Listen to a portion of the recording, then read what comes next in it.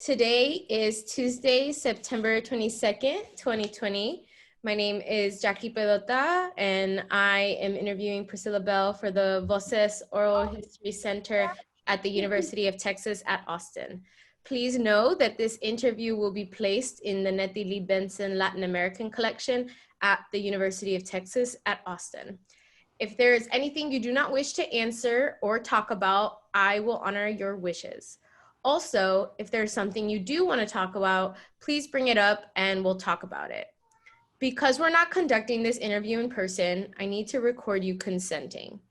So I'll ask you a series of 5 questions. Please say, yes, I agree, or no, I do not agree after each one. There are 2 questions we need to make sure you agree to though before we go on. Voces wishes to archive your interview along with any other photographs or other documentation at the Benson Library at UT Austin. We will retain copyright of the interview and any other materials you donate to Voces. Do you give Voces consent to archive your interview and your materials at the Benson Library? Yes, I do.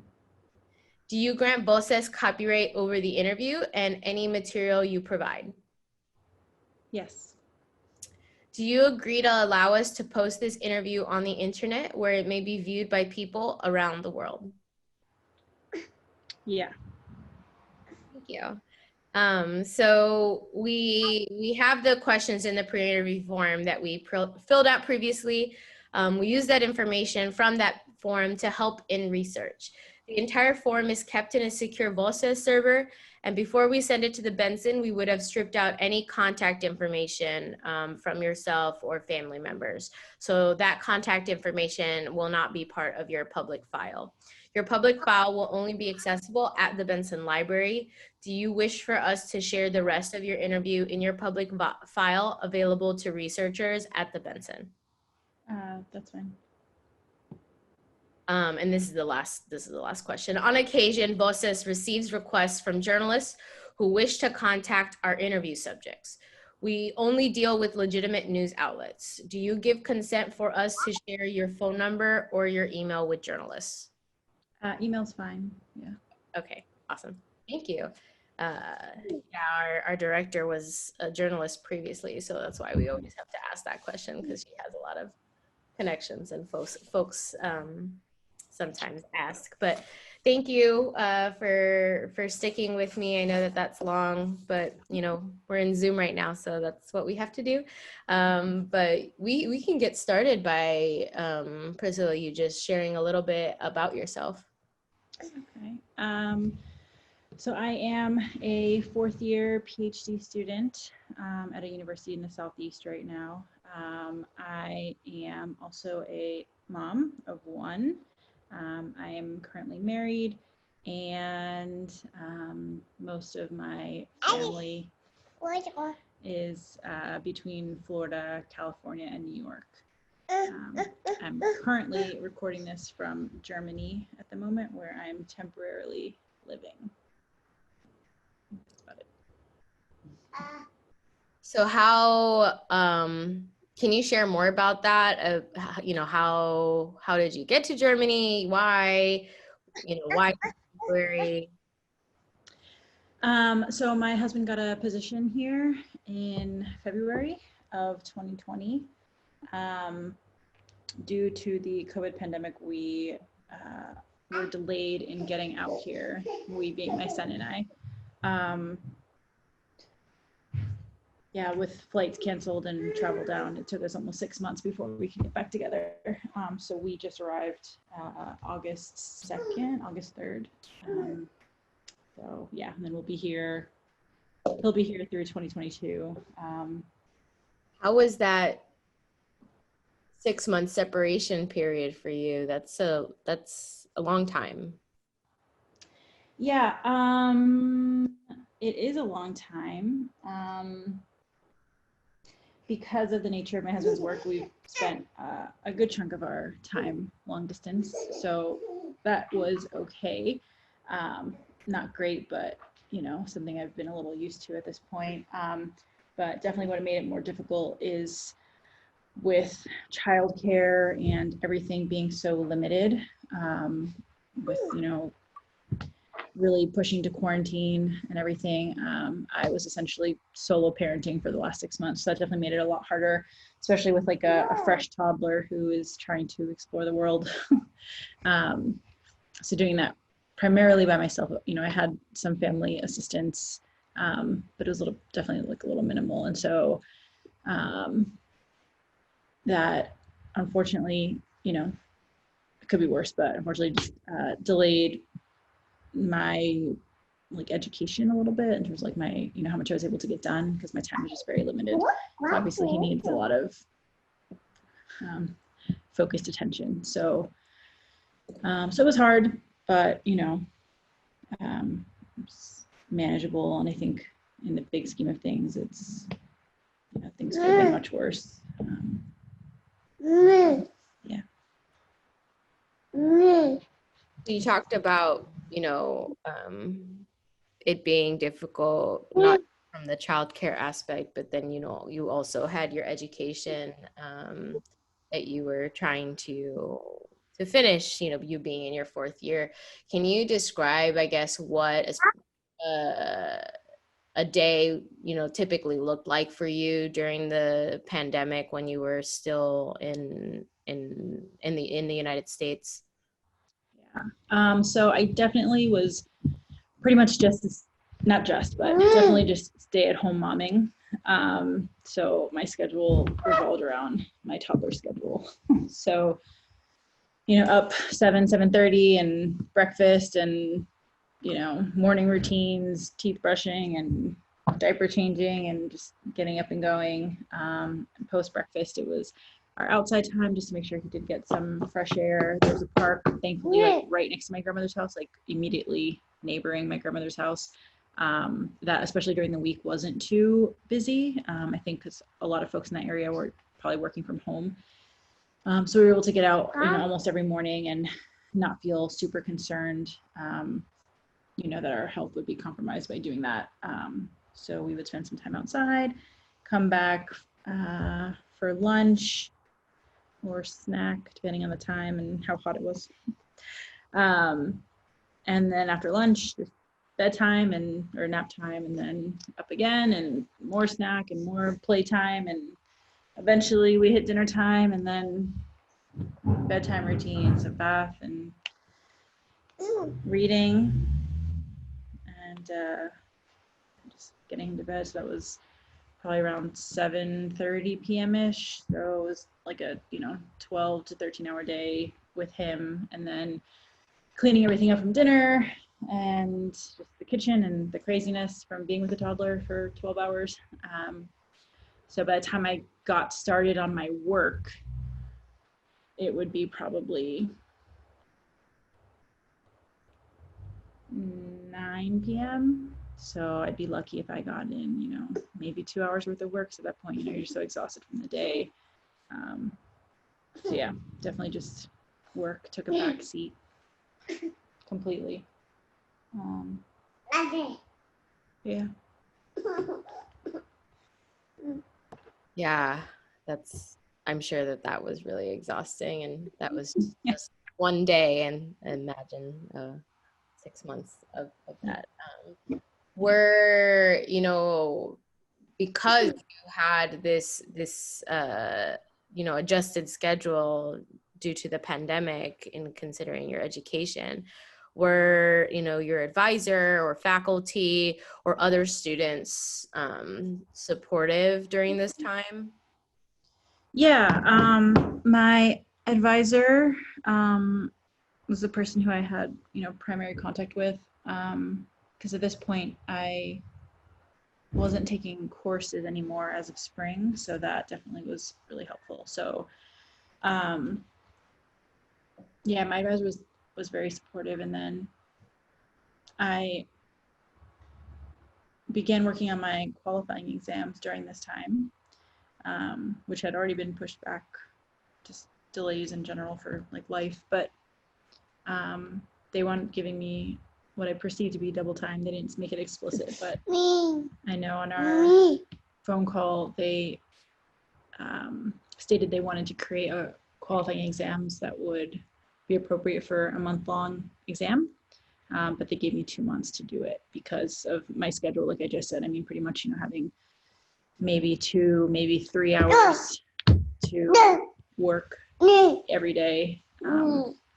So I definitely needed as much time as I could to continue making progress. But my advisor is very supportive.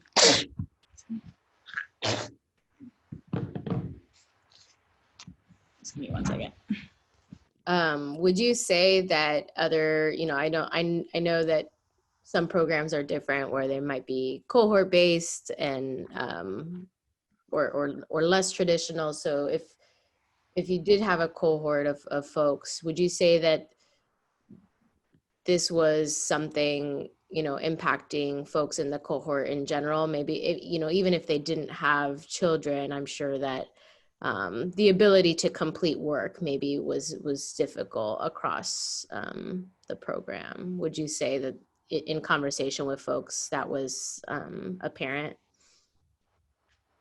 I'm not sure I understand what you're asking. So are you saying like, did other folks, like did other peers have experienced delays in their work as well? Is that what you're asking? Yeah.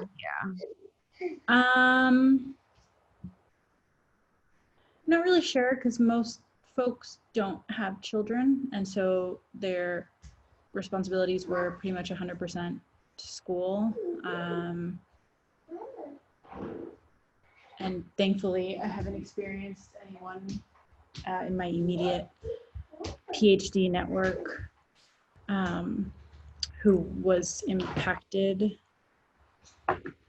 by COVID in such a way that they would have to like take time off or anything, to like care for a family member or anything, let's say. So I don't think it was really my experience that my peers had delays at all. But of course, I think my peers might have experienced, or shared experiencing like stress around just uncertainty and, being away from everything else. But yeah, I guess I can't really speak more to that as far as like their delays or how they experienced it. And so in completing your qualifying exams while living through this period, and how was that? And then if you were successful in that or not? So the qualifying exam was definitely stressful because I quickly realized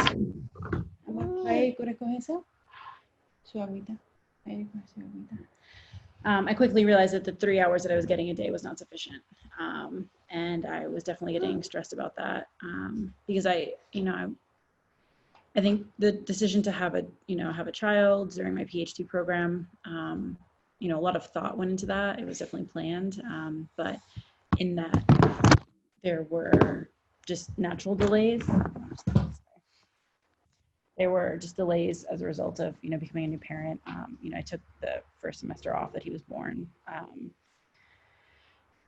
So I really didn't want to extend my quals any further than they needed to be.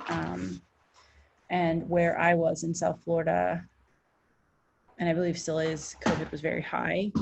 COVID cases were very high. And so I wound up going to another part of Florida. So I'm going to Tampa to put him in daycare for like 2 weeks, just to give me like a quick, just 2 weeks, like super intense focus on making progress on my quals. So it definitely just added like a whole nother layer of stress / like burden / opportunity. Because I did find those 2 weeks to be very helpful, but it was like a little disruptive in that, we had to pack everything up.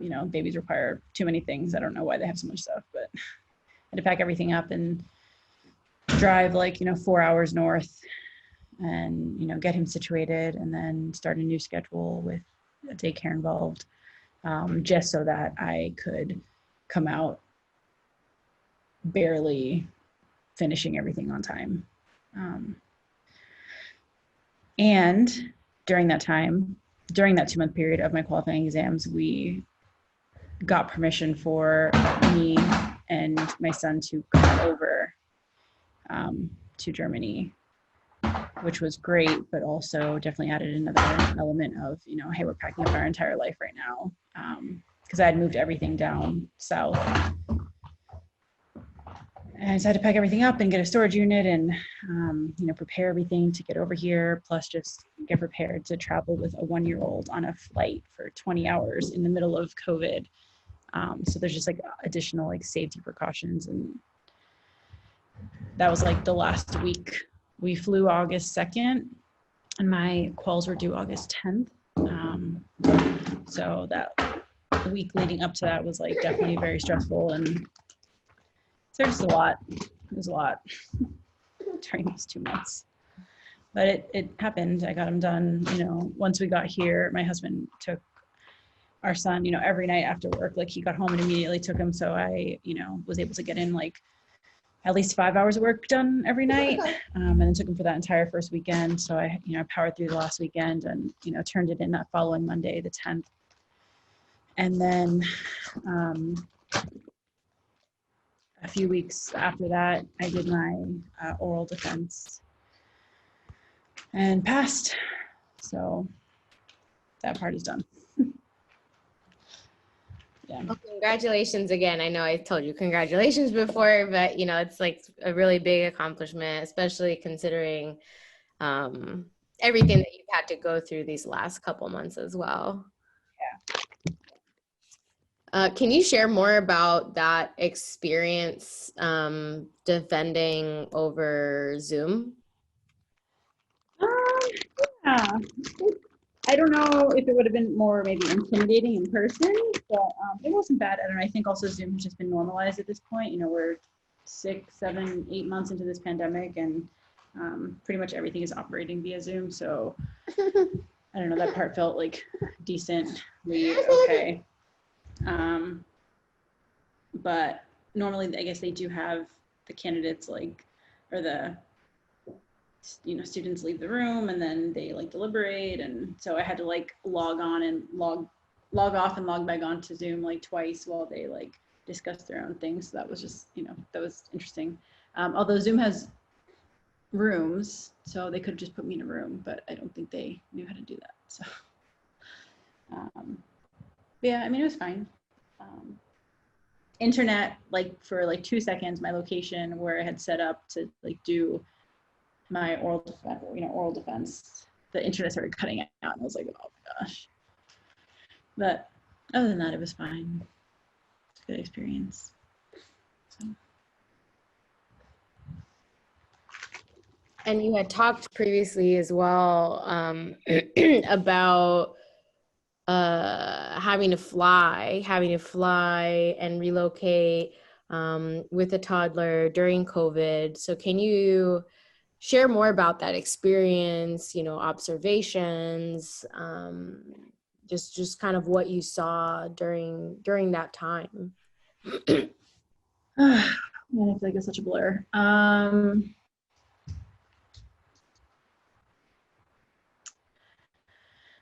Oh yeah, it was like, of course, trying to be on time and early, but that didn't happen. So we were like rushing to the airport and pretty much made it just on time to walk onto the plane, which is crazy because it was obviously an international flight and you're supposed to be there like 3 hours ahead of time. But the checkout lines, I don't know why he's laughing, but he's laughing.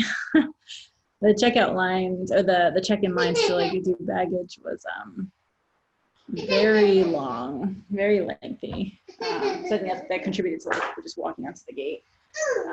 And part of that was, I guess, like just I don't know why, but lots of questions. But yeah, the whole pre-planning was very stressful. Sorry. The pre-planning for the trip was very stressful, just like, trying to make sure I had everything I needed, had packed everything, and then also just like, how do I keep the child entertained on what essentially would be like 20 hours of travel door to door, and not be the person on the plane with, crying baby, which of course, has to happen sometimes, but it's a long trip for everybody. Everyone was wearing masks. Everyone, not walking around the airplane as they normally do in international flights.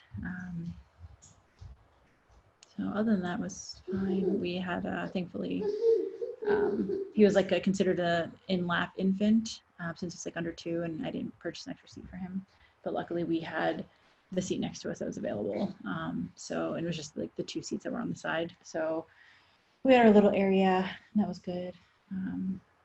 Just toys and lots of snacks, and we made it through. So you'd say you felt relatively safe both at the airport and then on the plane.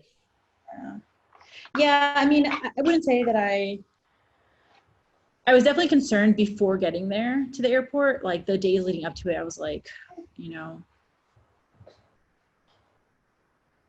definitely just worried about, you know, what it was gonna look like. And fortunately, you know, travel's down in general, so it just wasn't like 10% like capacity, like in the airport, in the airplane. So it's just definitely like not as many people. So that was, once I got there, you know, I'm like, I did everything I could at this point. So whatever happens, happens. But yeah, no, I didn't feel unsafe because of the pandemic once I got there. And so once you got there and were reunited with your partner, how did that feel? It was definitely a relief. It was also still, like I said, you know, I had like a week left of my calls, so it was really just like, here, take baby, gotta go. So we really didn't have an opportunity to like, you know, I'm trying to wrap up, you know, a big part of my program after having such limited time. So that entire first week until I submitted, we pretty much just traded baby back and forth, and that was it. And plus the first 2 weeks in general we were here, we had to quarantine, so we weren't leaving the house, which was good, because then we did have, you know, some just at home quiet time together before we started doing anything else. But definitely was, you know, a relief to have someone be the, I wouldn't say primary caretaker, but someone that I could be like, here, take your child. And, you know, just get some work time in for a little bit. So, but since then, it's been a lot of fun. Europe is definitely in a very different situation. I wouldn't say very different, but definitely just slightly different. So it's been a good last 6 weeks-ish here. Can you elaborate on that? Because I know that you had also mentioned when you were talking about when you were in South Florida, you know, that the cases were pretty high and it was just not looking super great. So can you elaborate on what you mean by the differences? Yeah, cases are nowhere near the rate of the United States. The US is definitely like, I don't know. I mean, being in Europe, it's a very different perspective of how the US is handling the cases. It's just, honestly, it's embarrassing. It's really just the only word. I don't know. I do know in part, but I don't know how we get that bad. But yeah, I mean, since we've been here, you know, you have to have masks on public transportation. Anywhere, you know, like closed quarters that you're going to be for an extended amount of time. But that's really just for precaution, not out of necessity.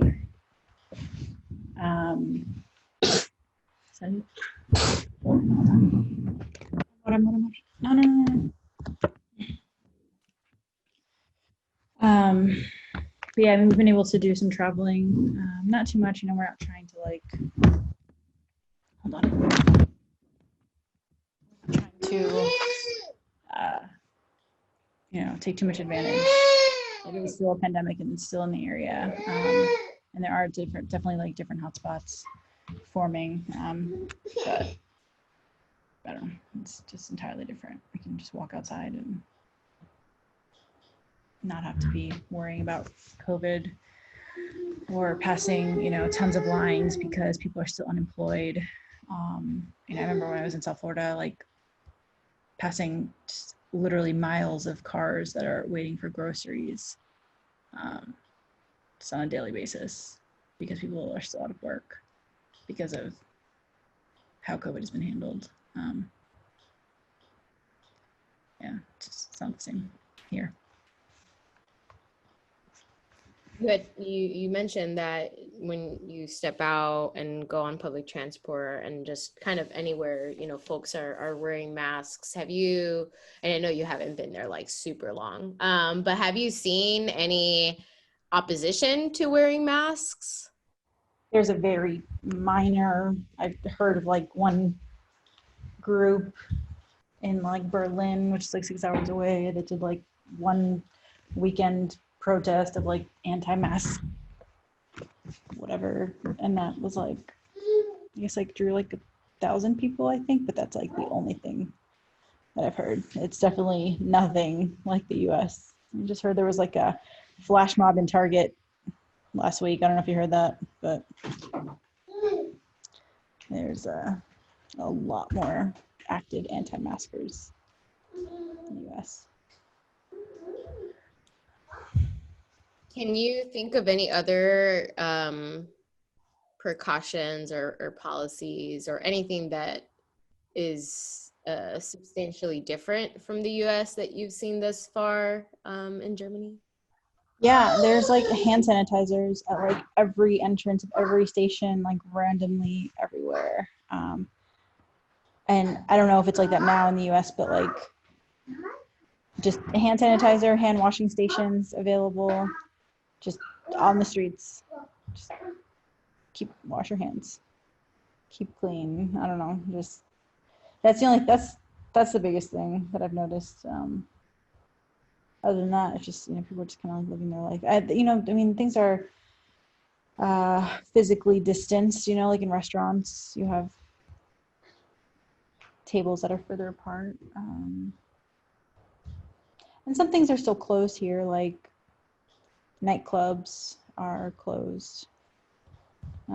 Most bars seem to still be open. They're just obviously like operating in a more distant way.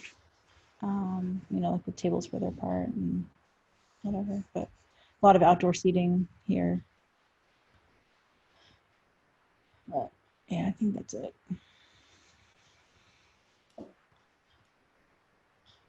And so how has it also been being away from family? Because I know you had said that you did have some family in Florida.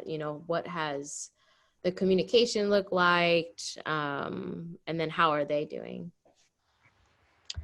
Family thankfully is pretty okay.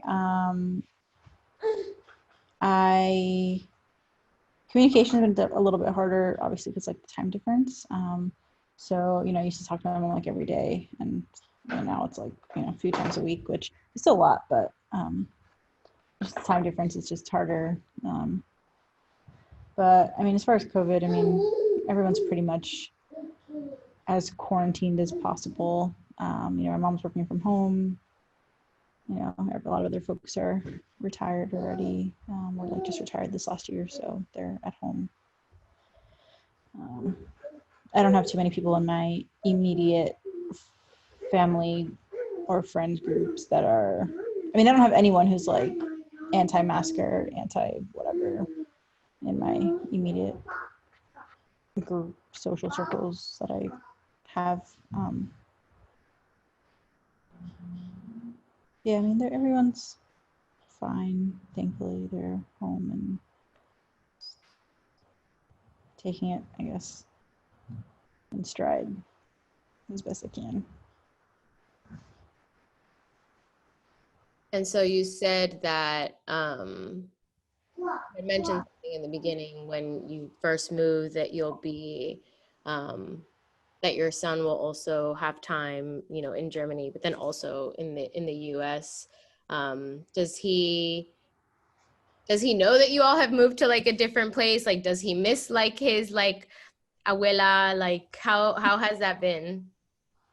Well, my grandmother doesn't have an iPhone, so that's definitely been a little harder because we can't FaceTime with her.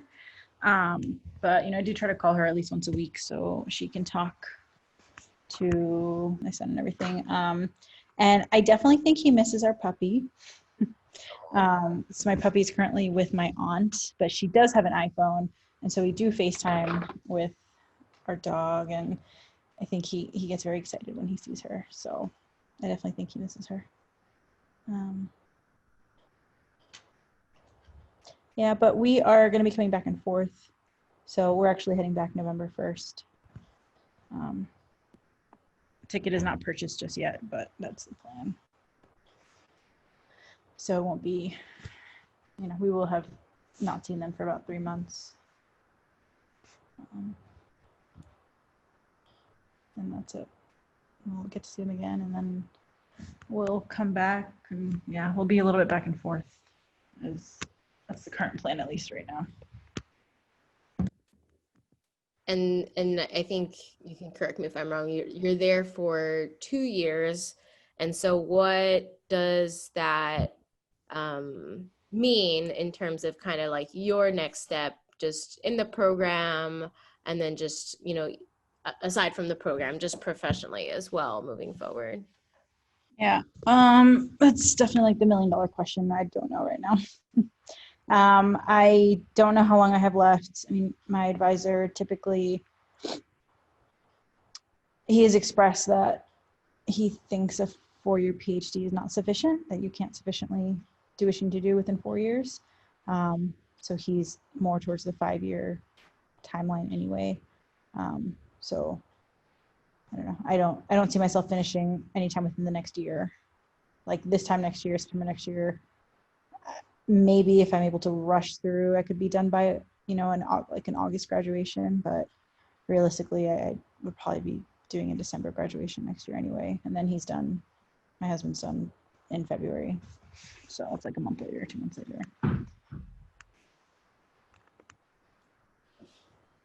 Do you envision any? Oh, go ahead. No, I was gonna say, so we'll see. I don't know. Do you envision any of your dissertation research being impacted because this time? Because I know like some people have had to like push projects that maybe would have happened in person or for other reasons. I don't think so. I think it should be fine, but like I said earlier, I think mostly it's because Zoom has been normalized. So I think, I could do whatever I need to do from here. I also, like I said, since I'm moving back and forth, like for example, I could theoretically do my interviews, in November, December when I come back this semester, like in a month or two. So yeah, I feel like it should be fine. But I don't know. We'll see. Who knows? We don't know what the U.S. is going to look like, and yeah, I haven't been following the news as carefully, but I don't believe cases are down significantly just yet. So, do you find people in Germany following U.S. news a lot, or not really? They're definitely just, as a culture, I feel like more aware of world politics. So, I mean, I would definitely say that they are more aware of what's going on in the U.S. than the U.S. is aware of what's going on anywhere outside the U.S.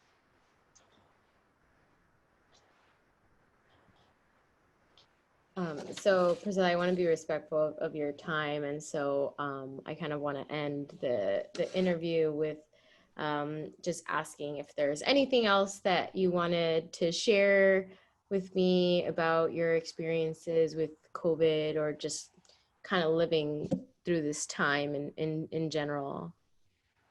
Yeah. I feel hopeful that lessons will be learned as a result of this huge amount of loss that the U.S. has faced. Whether the current president remains president or we get a new president, I hope that I hope that changes are made.